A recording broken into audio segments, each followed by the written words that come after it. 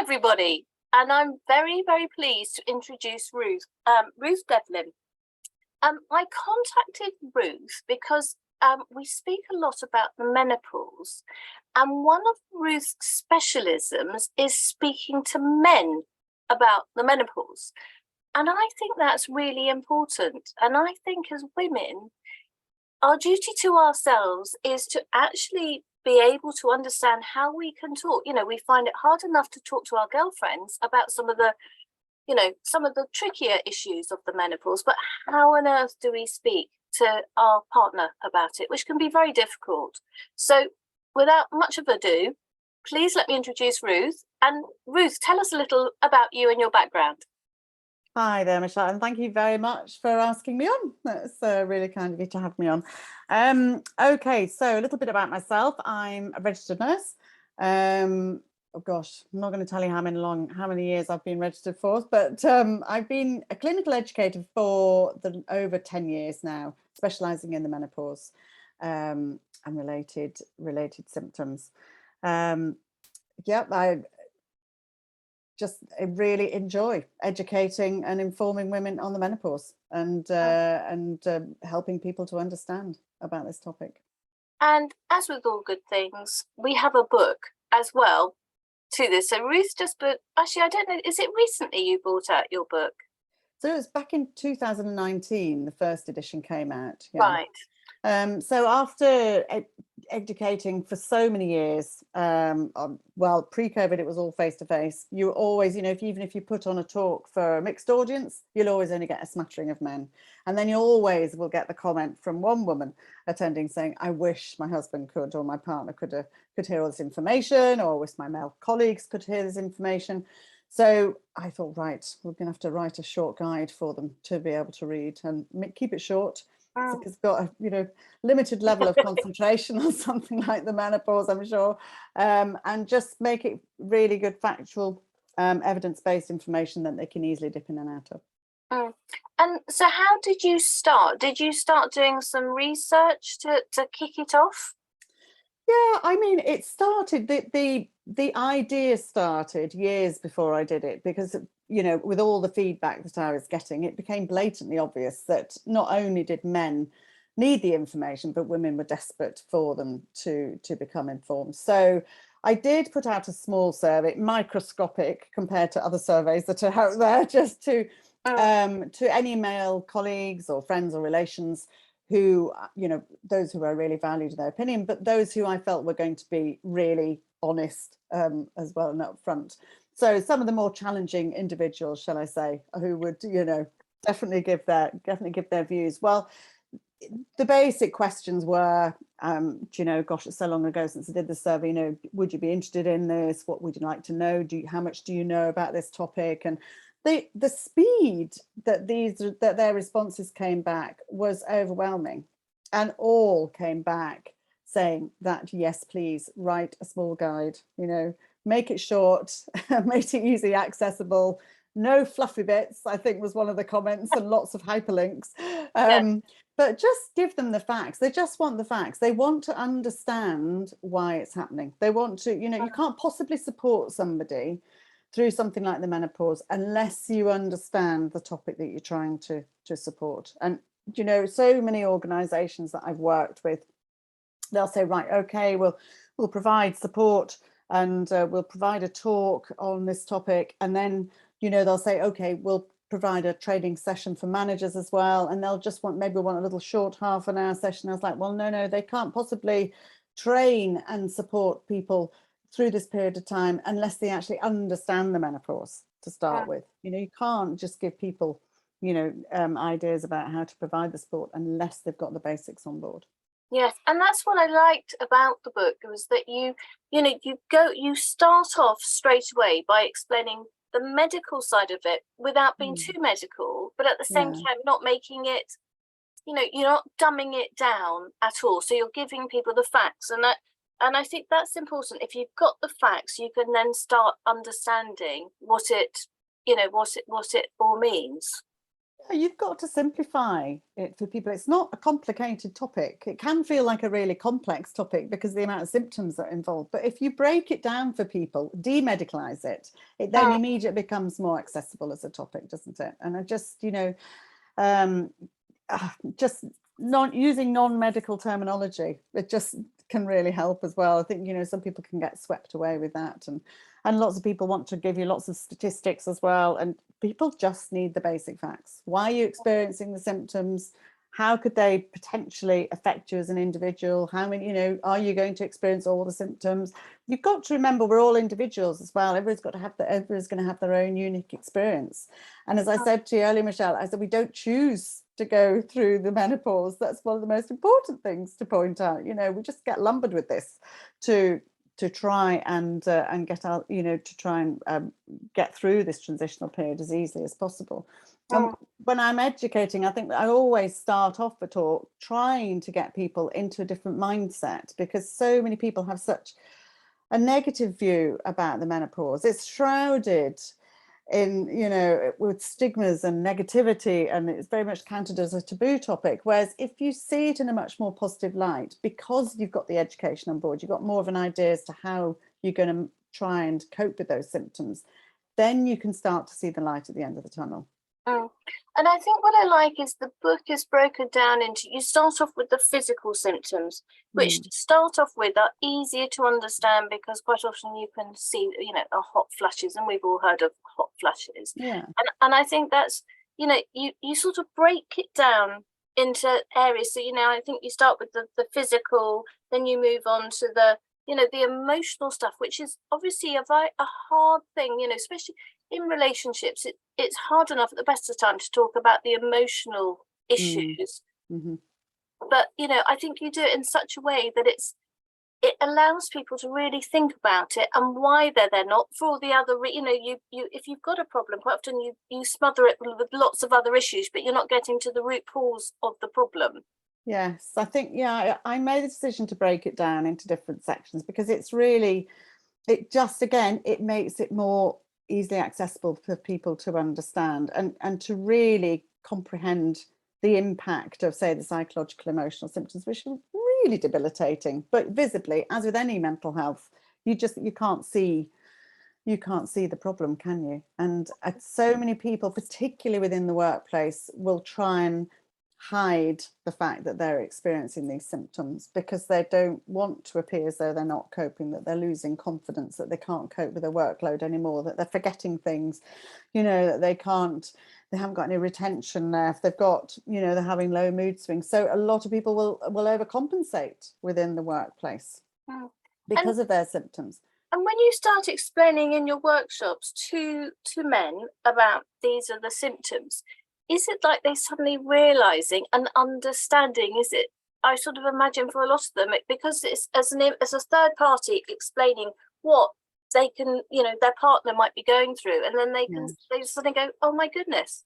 Yeah, and you often get comments. Well, basically, you can see the realization drifting over their faces that, oh my goodness, maybe I ought to start listening about this. But then you often receive comments like, gosh, this really is a huge topic, isn't it? This, I didn't realize it could have quite such an impact on somebody's life. And it's, they really start to comprehend how serious a topic it is for some people. I mean, you do get, fortunately for some people, they do have a very easy transition, and that doesn't seem terribly fair for some people. But pointing that out is really important, because so many people, I think as well, have the challenge of partners saying, well, so-and-so's wife she's not moaning about this, she's having an okay time, why can you not just get on with it and get through it? Because you've no idea how they're feeling or how much of an impact symptoms are having. We all have very, very different experiences.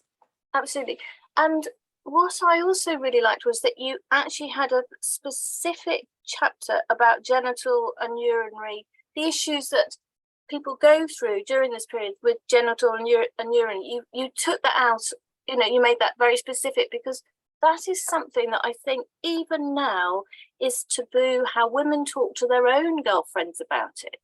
Because women are, from my speaking to so many ladies, is that they say they find it very hard because lots of ladies say, oh, I don't have dryness. Dryness isn't a problem for me. And so it's that, oh, no, I don't have that sort of problem. And I think the stat is, where you would know better than I think it's like 50% of women do suffer from Absolutely.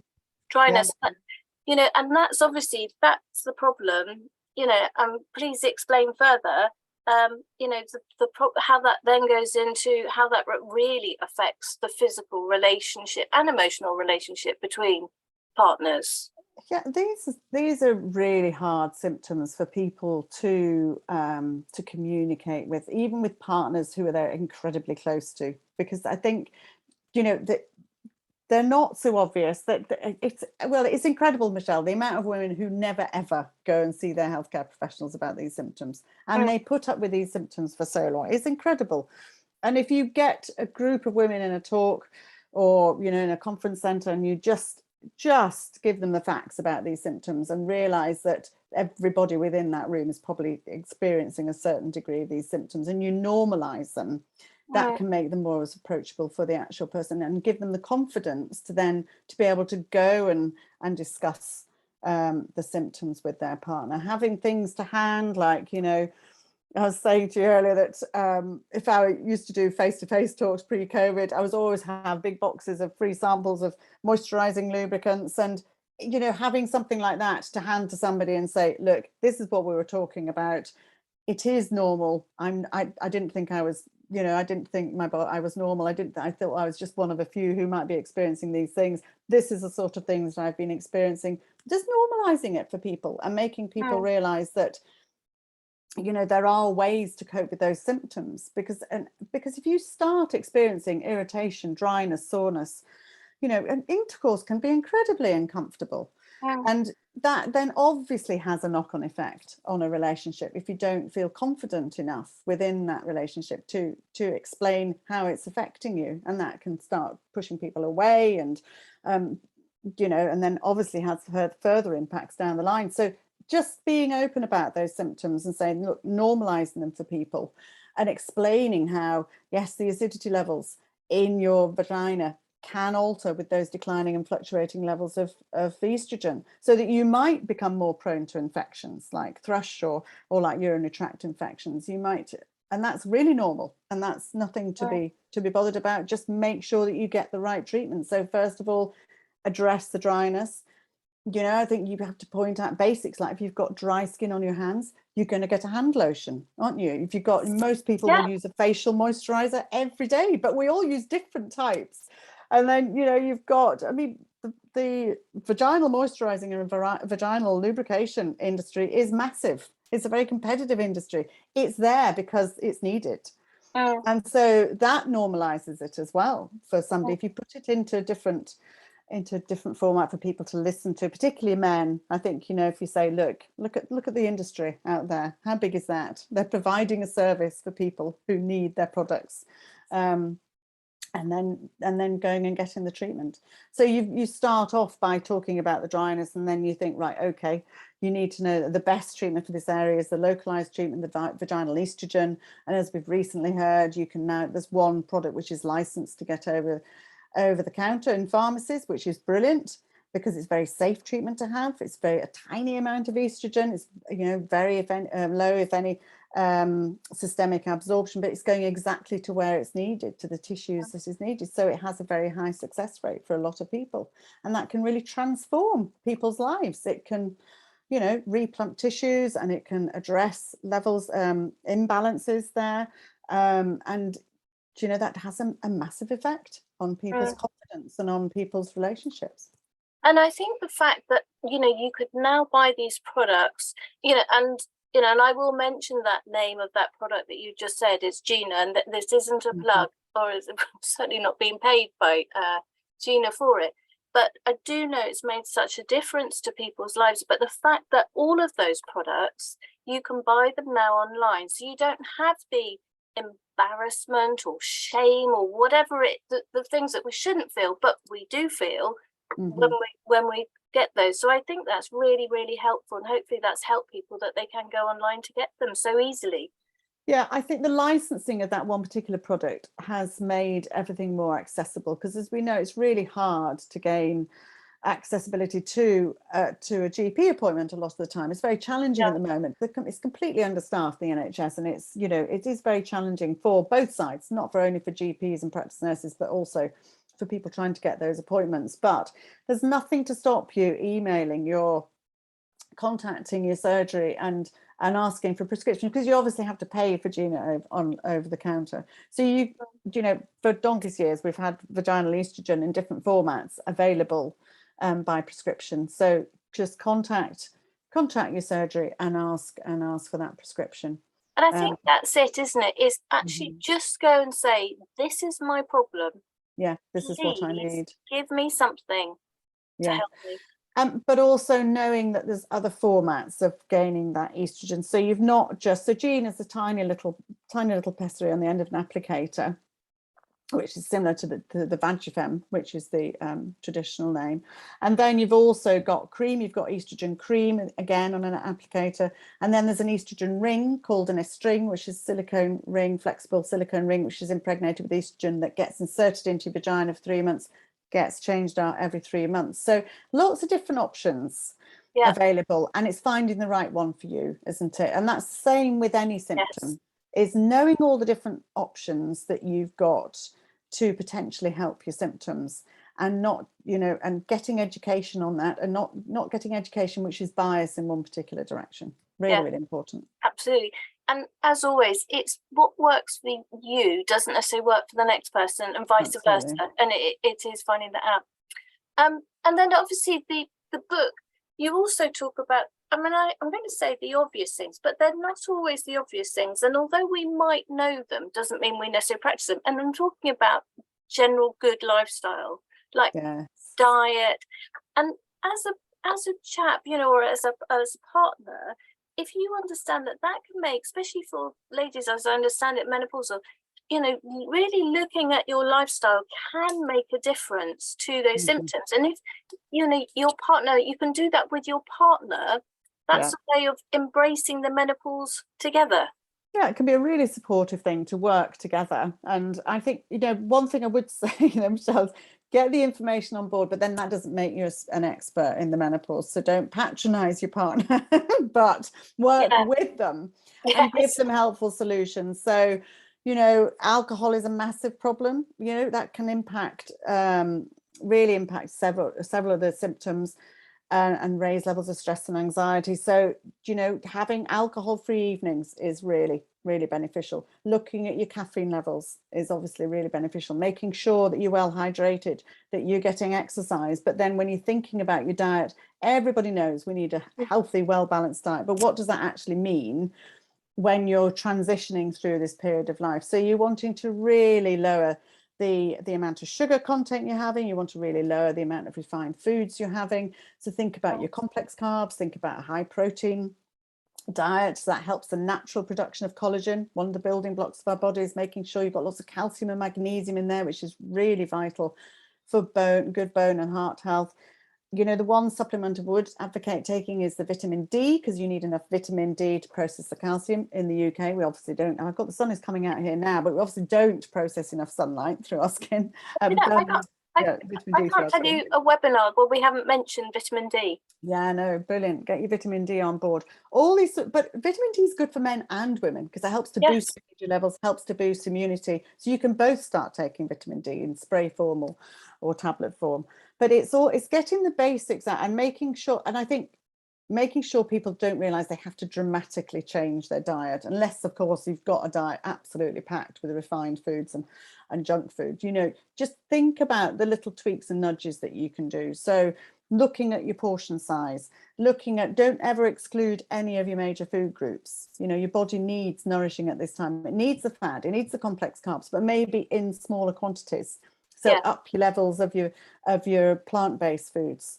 But make sure that you just keep it balanced and that it's varied. That's really important, so that you're feeding your microbiome as well. Your gut health, as we know, is, you know, commonly being known as your second brain at the moment. Really important for your cognitive function, for your brain health, to get a really healthy gut. So make sure you feed your body exactly what it needs is really important. Yeah. And the other thing that I should have mentioned a bit before, there is also, which is really good, that you do a chapter on HRT. And there's lots of different opinions on HRT, and most people seem to have an opinion on it, and whether it's right or wrong, I think it what you do is you address it in an easy to understand way.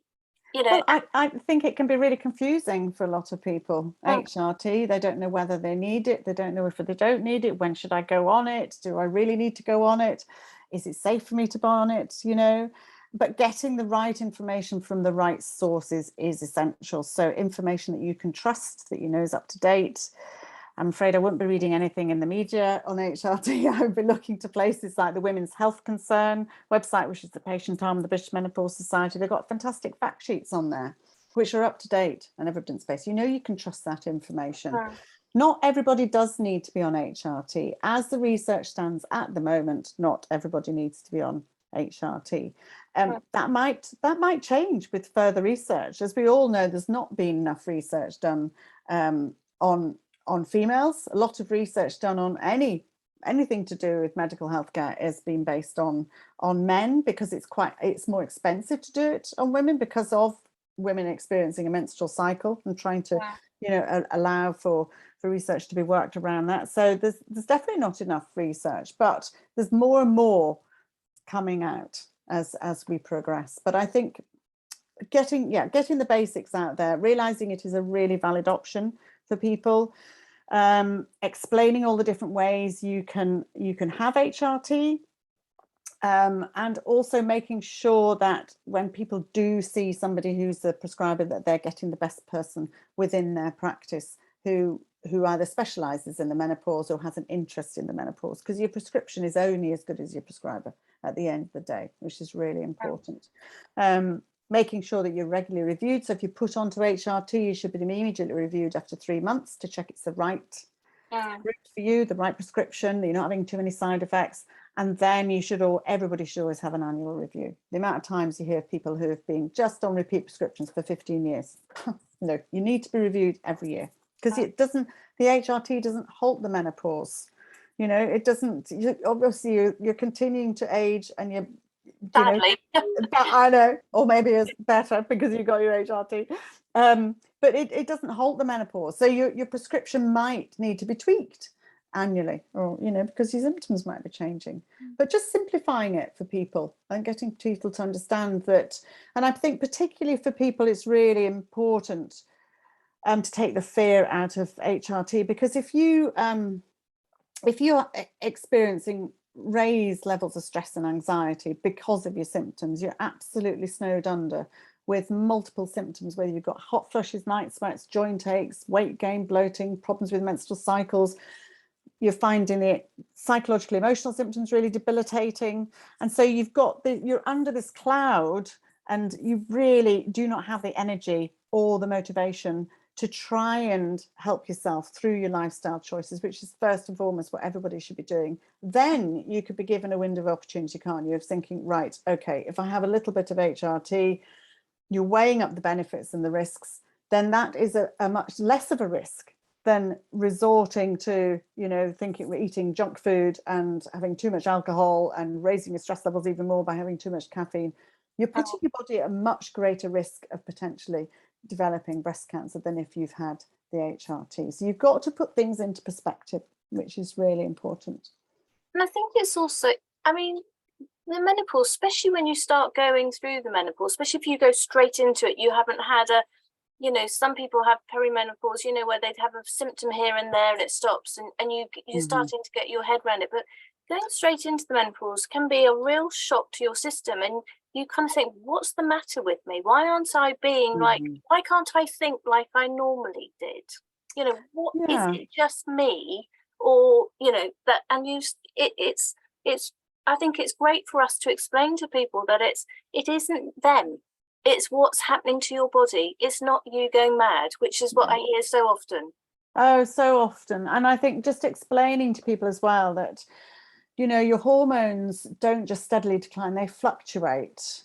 And for some people, it can take, a period of time to go through the perimenopausal stage. So you might have been within that perimenopausal stage for a couple of years without actually associating how you're feeling with the menopause, because you think you're too young. So one of the major misconceptions out there is that people think they're too young to be menopausal. You should never hear the words "you're too young to be menopausal," because you've got 1% of the population who could potentially be in premature menopause. That's under the age of 40. But anyway, I'm digressing, going down a rabbit hole. So going back to what was I talking about? Sorry, Michelle. Oh, my brain. There we go. That's brain fog coming in for you. Even the best people. Even me. There we go.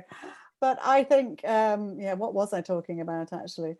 Yes, it's just making people realize that they could have for 2 years been experiencing irritability and, maybe the odd hot flush now and again, and maybe the odd joint ache. But because your hormones are fluctuating, and because your symptoms can be exacerbated by raised levels of stress and anxiety, so those stress hormones, cortisol and adrenaline, and by certain things like a poor diet and maybe not getting exercise, that from day to day, you can feel very different. So, for example, take one day, the extremes. You've been on a bender, you've had too much alcohol. The next day, you try and make yourself feel better, more awake by having multiple cups of coffee. You've gone for a McDonald's. You're packing your body with refined foods. You're having sugar spikes. You've not taken any exercise. You've definitely not had enough sleep. And you've got a flood of menopausal symptoms. Surprise, surprise, because it's going to exacerbate those symptoms. A week later, you're back to your fitness. Maybe your fitness just might be going for walks every day. You don't have to become lycra-clad gym bunnies. I think it's that's important to point out as well. You've moderated the amount of alcohol you're having. You've had alcohol-free nights. You've had better night's sleep. You've hydrated well. You've eaten really well, and you're in a much better place. So it's really hard to discern sometimes exactly when you're starting to go through that perimenopausal stage. So. And then just sort of to wrap it up, one of the things that I've actually got the book here, but obviously it's back to front. There we go. Back to front. But I thought it was great. One of the things that I really liked at the back was that you've got a sort of a symptom checker page by page, which I thought, and by the way, we haven't mentioned it, it's called Men, Let's Talk About Menopause. So it's very clear what it's about. Is that, you've got this tick list with sort of notes. And I just thought that's a great idea. If you can sit down with your partner and go through, because it's like page after page where there's this, and it makes them, realize all the symptoms you've got, but it's a great way to discuss it. So I think I said to you, it's like being in the car. It's much easier to talk in the car because you're looking at something else. And if you've got a book in front of you and you're referring to the book, but as you says, some of the symptoms you've had, it's a great way to discuss it and for your partner to take on board what you're actually going through. Yes, and just actually having that tick box, as you say, it can be distracting, can't it? It can just distract from the topic at hand. Just say, oh, do you mind just chatting through this with me? And then the light will dawn on a lot of people and go, oh my goodness, we're on to another page now. It has been a really useful thing for people. I mean, useful in surgeries. We've had symptom checkers for years in surgeries, but really useful to have that. And also for the person who's experiencing the symptoms, it then hones down their mind on and makes them focus on the symptoms which are really, really having an impact. So they can focus on those to start with, and then try and cope with those, and then gradually everything, the sort of jigsaw puzzles start to slot into place. Well, what I thought was great is it has got them all listed. So, you might manage to speak to your partner and say, well, you say 3 or 4, and then you think, oh, it sounds like quite a lot. But when you see all of them together, it makes you realise very much what you said earlier on, is that, my gosh, there's a lot to contend with. Yeah, an awful lot to contend with. And I think, you can, the way to tackle that symptom checker is say, oh, can we just do a page a night? Oh, gosh. Not to do it all on one, because that can be overwhelming for some people, but just take your time doing it and just say, would you just work your way through this with me? And then that just starts opening the conversation, because some people just find it incredibly hard to, even if you've got a really close relationship with somebody like your husband or your partner, is just just to open the conversation and to explain exactly how you're feeling without sounding as though you're moaning about how you feel. A lot of people will go, I just sound like I'm whinging. I just sound like I'm just a crabby old cow. And I'm not. I don't like feeling like this, and to try and put across the fact that you don't like how your body's behaving. You're not enjoying being in your body at all. But a lot of people, they feel out of control. They wish they could go back to before their hormone imbalance started, and just going back to being a positive, jolly person who can multitask for Britain and cope with any challenging situation put in front of them. It's really demoralizing, and trying to get those aspects across can be really challenging. And I don't think we all have those words. We know what might be happening to us, but we don't know that we necessarily can describe it in a distinct way for someone to understand it without sort of going off tangents. So anyway, thank you very much, Ruth, for today. I think it's, what I love is that it's so practical, and it's just so needed as to how to talk to your partners. And it's not necessarily your partners, it could be other people in your family. I've used the word, a man, but it could be anybody that you're close to, or even your work colleagues. As you said, you do a lot, in the workplace for people to understand what it means. No. Well, thank you very much for having me on. And don't forget the younger members as well in your family. They need a bit of education. That could be challenging, I know, but just talk about pelvic floors and say, right, let's talk about pelvic floors. And if you get your pelvic floor better, then you're going to have better orgasms later in life. There we go. We'll end on that. Well done. Thanks very much, Ruth. Right. Thank you, everybody. Bye-bye.